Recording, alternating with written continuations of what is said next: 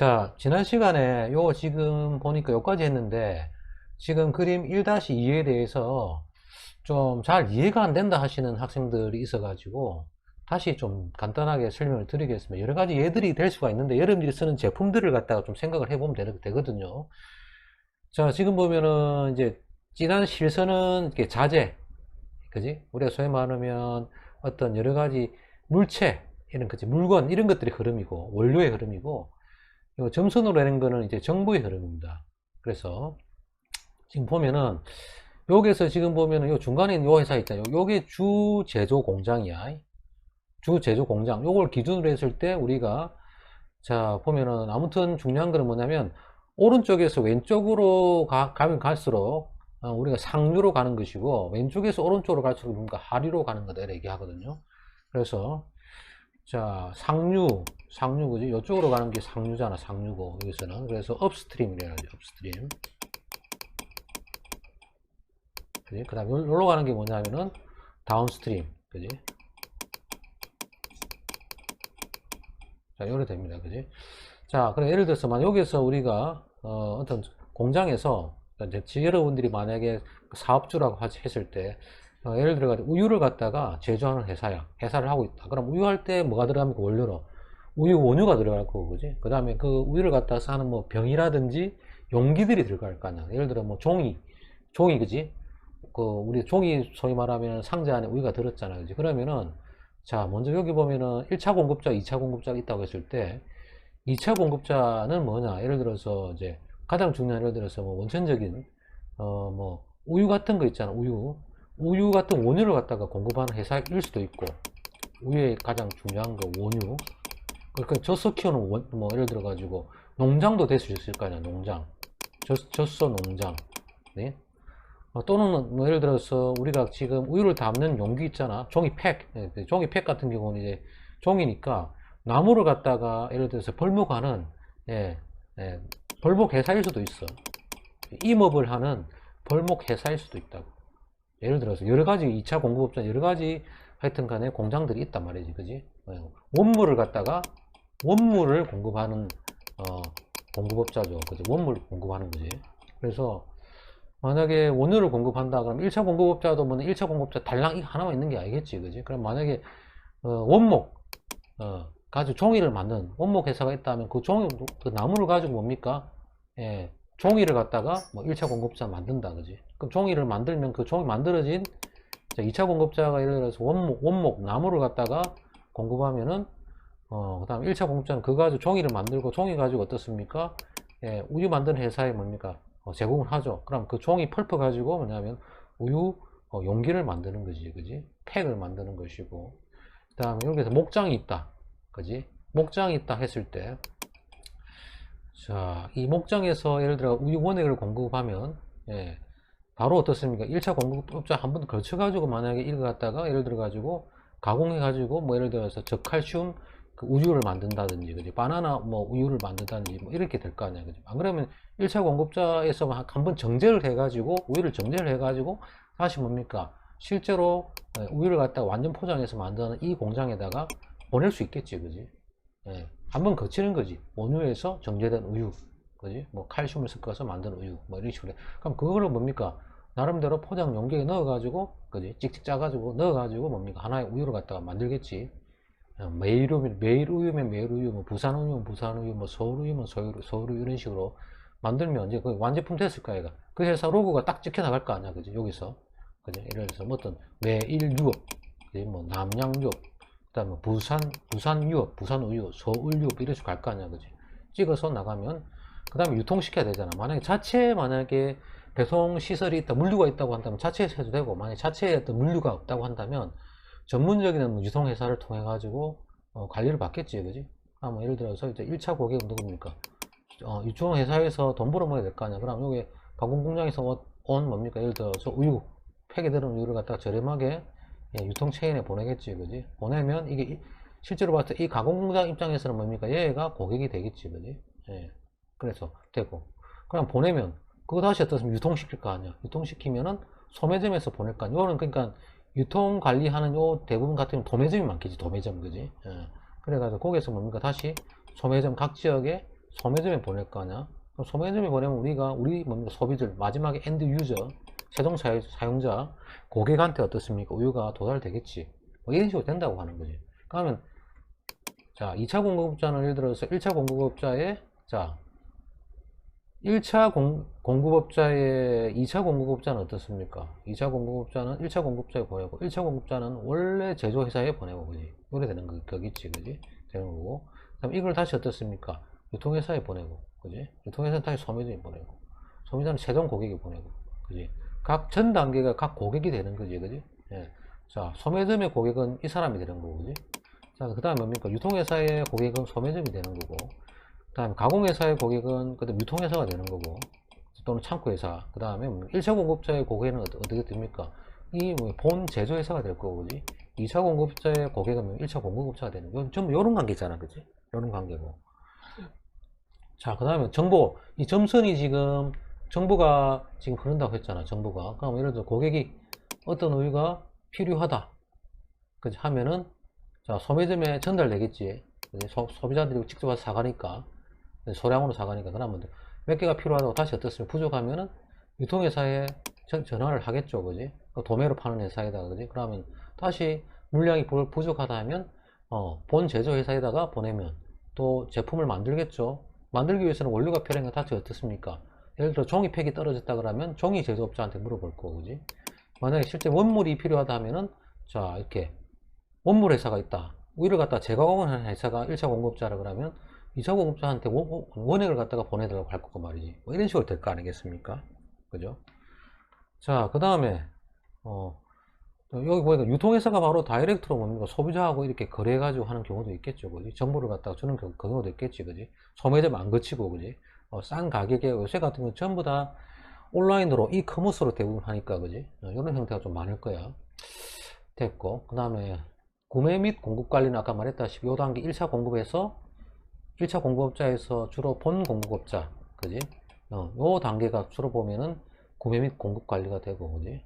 요 전 단계가 왔다 갔다 하는 거고, 그 다음에 본 제조에서 뭡니까? 본 회사의 제조에서 어떻습니까? 그 다음에 유통, 요까지 유통업체 또는 창고업체, 요까지가 뭡니까? 제품 및 유통 관리를 하겠죠, 그지? 그 다음에 소매점과 그 다음에 전국 지역에 있는 뭐 소매점, 그 다음에 소비자 고객한테 전달되는 것까지 뭐 신경 쓰는 게 뭐냐면 물류가 될 거고, 그지? 됐죠? 그 다음에 여러분들이 봤을 때 구매 및 공급 관리하고 제품 및 유통 관리, 여기서 적용될 수 있는 게 뭐냐면 자재 관리가 되겠죠, 그지? 공급사슬 관리는 이런 것들 전부 다 어떻습니까? 다 포함하는 거지. 그리고 뭐라 그러는데 우리는 공급 사슬 관리죠. 이해관계자들, 그지? 어떤 제품에 대한 모든 이해관계자들을 다 포괄하는 거지, 그지? 됐습니다. 그런 얘기죠. 그래, 어떤 제품을 가지고 보느냐에 따라서 여러분들이 달라지겠죠, 설명이, 그지? 이게 저번 시간까지 했던 것이고, 뭐, 들었던 학생들은 또 뭐 지루할 수도 있겠다, 그지? 자, 넘어가겠습니다. 자, 이제는 이제 공급사슬 관리에서 공급사슬 파트너들의 생산 운영 관리 상당히 중요하죠, 그지? 앞에서 서로가 뭡니까? 고객이 되는데, 그지? 네. 어떻게 생산 운영 관리를 하느냐? 자, 기업이 값싸고 품질 좋은 제품을 제때에 최종 고객, 즉 소비자에게 배송하기 위해서는 공급사슬의 상류, 1차 공급자, 2차 공급자, 그다음에 하류, 그지? 도소매, 유통, 뭐 이런 거잖아, 그지? 소매업체의 협조가 서로 뭐 상당히 절대적으로 필요하죠, 그지? 자, 공급사슬의 파트너들은 자신의 생산 운영 기능을 성공적으로 수행하는데 그러지 못하면 뭐가 발생한다? 초과 비용이 발생한다, 그지? 거래 비용이 발생하죠. 거래 비용이 발생한다, 그지? 정보가 차단되면 거래 비용이 발생되겠죠.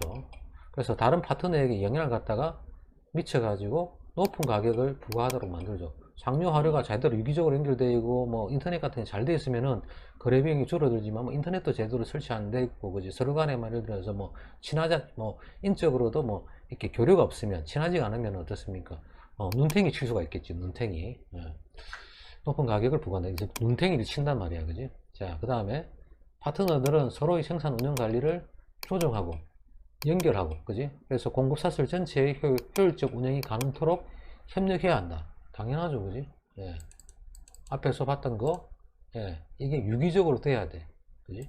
예를 들어서 뭐, 요까지는 구매 및 공급 관리까지는 잘 되는데, 제품 및 유통 관리, 이걸 이 제조회사가 잘 몰라. 그 물건 만들어 놓고 어떻습니까? 판로 계측이 안 돼가지고 상당한 어떤 비용 초래하겠지. 직접 가가지고 소비자한테 파는 이 문제가 있잖아. 만약 이게 해결된다고 한다면 상관없는데, 예, 물건을 원료도 잘 공급해가지고 잘 만들어가지고 했는데 실제로 이걸 갖다가 관리하고 창고에 저장시키고 비축시키고 이걸 갖다가 배분하는 게 약하면은 시장에서 살아남을 수가 없다. 그지? 반대로 이거 유통 이런 걸 잘 돼 있고 소매점도 잘 구축되어 있는데 이 원물 관리가 제대로 못 돼 있다. 그럼 어떻습니까? 질낮은 예를 들어서 컴플레인, 그지?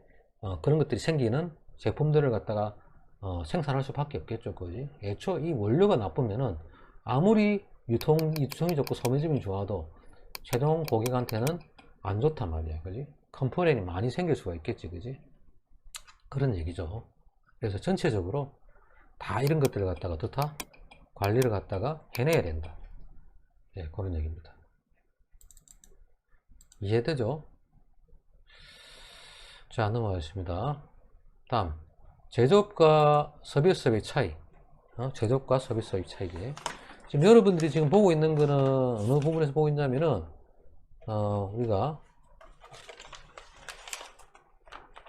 공급사슬 관리의 의미에서 지금 밥까지 받고, 제조업과 서비스의 차이 이제 보고 있는 거지, 그지?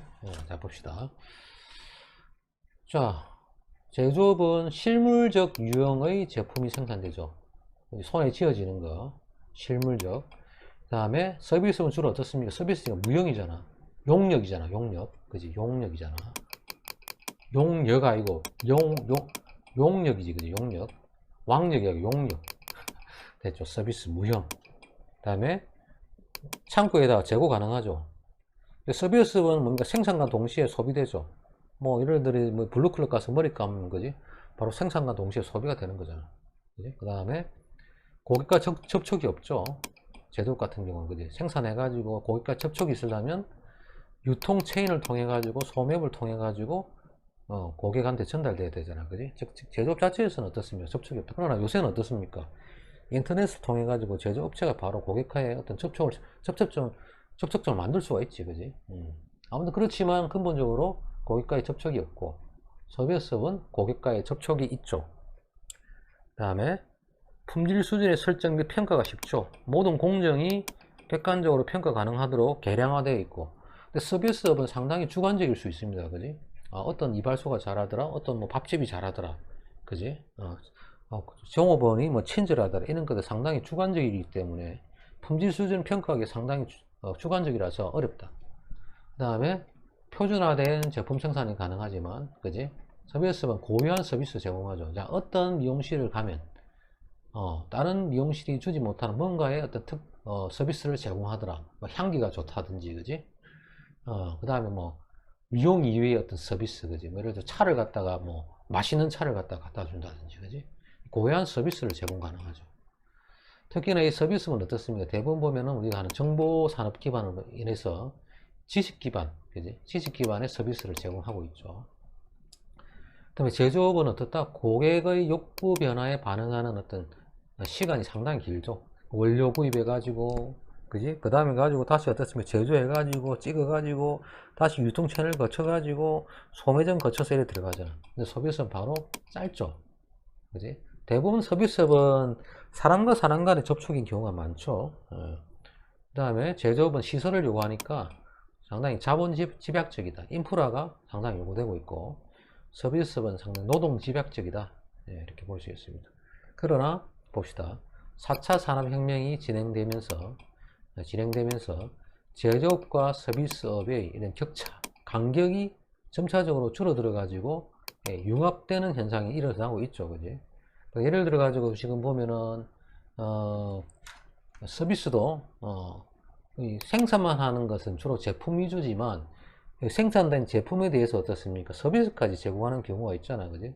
그래서 뭐 이런 걸 갖다 나눠봤을 때 뭐라 그러냐면 제품 수준에서의 서비스화 그럽니다. 제품 수준에서의 서비스라 그래가지고 제품 서비스의 융합이라고 하죠. 그지? 예. 그래서 제품과 서비스를 함께 판매하는 것. 그지? 그걸 갖다 우리가 뭐라 그러냐면 제품 수준에서의 서비스화이라고 얘기합니다. 그래서 대표적인 얘기가 뭡니까? 자동차 판매회사죠. 자동차 판매회사. 그래서 자동차 판매회사는 예를 들어서 이렇잖아. 뭐 할부 금융도 넣고 보험도 넣고 그지? 품질 보증도 하고 수리 수송 이런 거 전부 다 서비스를 제공하잖아. 그지? 그래서 제품 수준에서 서비스 되지. 어떤 자동차를 사면 이런 게 가능하다 뭐 이런 게 있잖아. 그지? 그래서 대표적인 게 이런 거죠. 서비스업과 제품 제조가 합쳐진 거. 자, 그 다음에 이거 말고도 기업 수준에서의 또 서비스가 있습니다. 기업 수준에서의 서비스와. 자, 기업 수준에서의 서비스는 뭐냐? 제조기업이 서비스 기업으로 어떻다? 아예 탈바꿈한 경우. 그래서 대표적인 게 뭐냐면 미국의 GE. 예, 여러분들 알죠? 미국의 GE 회사인데, 자, 이 회사는 어떻습니까? 옛날에는 가전제품 많이 만들었단 말이에요. 그지? 이 가전제품에서 뭐 만드는 데서 뭐 어떻게 바뀌었다? 디지털 서비스 기업으로 변신했습니다. 그래서 특히 GE 같은 게 뭐냐면 사물 인터넷 있잖아. 그지? 사물 인터넷 센서를 갖다가 부착해가지고, 부착하는 것 갖다가 비행기 제트 엔진에다가 제공합니다. 리스로. 제공해가지고, 이 센서를 통해가지고 뭐합니까? 안전진단합니다. 그래서 안전진단은 뭘 받냐면 서비스 수수료를 받아. 그지? 예.